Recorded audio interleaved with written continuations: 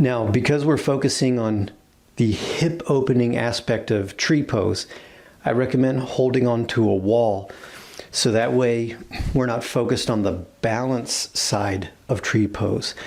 If you want to balance, of course, you're free to do so. But if we hold on to a wall, we take the balance element out of it and really can get into the hip opening benefits of tree. Okay, so in this case, my feet are kind of close together. I'm going to put my right hand on the wall so I've got stability. Breath in, breath out. I'm going to slowly shift my weight into my right leg. So my right leg feels heavy. I come up to my left tiptoes. Left knee points forward. Now, using the pivot of my toes, I'm going to use the left glute to open the left hips, or opening the gate, we call it. Now, just here in this position, by squeezing that left glute, I'm helping to unlock and open the left hip. If we can just stay in this position and work on this, if you want to, you can bring your foot up onto your calf and just see if that helps you get a little more leverage to open up your hips. So whether your toes are on the ground or whether your foot is on your calf, really focus on opening by squeezing that left glute. We try to keep the ribs down, forehead back, chin down, and really squeeze this glute. The more we squeeze the glute, the more we open the hip, and the more beneficial it becomes for hip opening, more so than doing a butterfly stretch, which is passive. This is active. So we're strengthening and lengthening. One more breath in. Breath out. Gently close the gate and both feet down. Now, we can stay here in this position. We don't have to turn around and stuff. You can if you want to, but I'm going to keep my right hand on the wall. This time I shift my weight into the left leg. So I feel the left leg get heavier.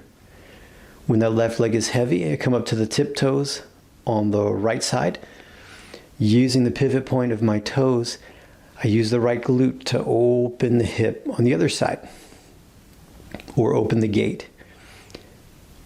Now we can stay here and just keep working slowly, steadily on this contraction, or bring your right foot up onto your calf, no higher than that, and really use that glute to pull the hip open.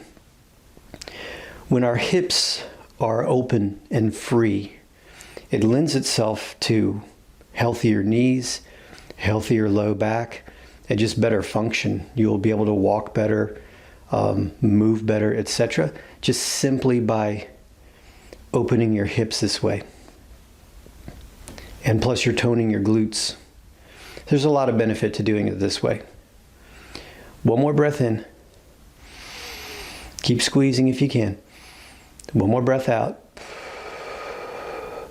And now we slowly close the gate, so to speak, and both feet down. If you're looking for a method of yoga that's taught in a safe, slow, sane, back pain friendly way, I want to invite you to check out our on-demand service at redefinedyoga.com. I'll put a link in the description. I developed our method of yoga. It's called functional yoga instruction. I developed that method of yoga for one reason, and one reason only, to help me overcome my chronic back pain.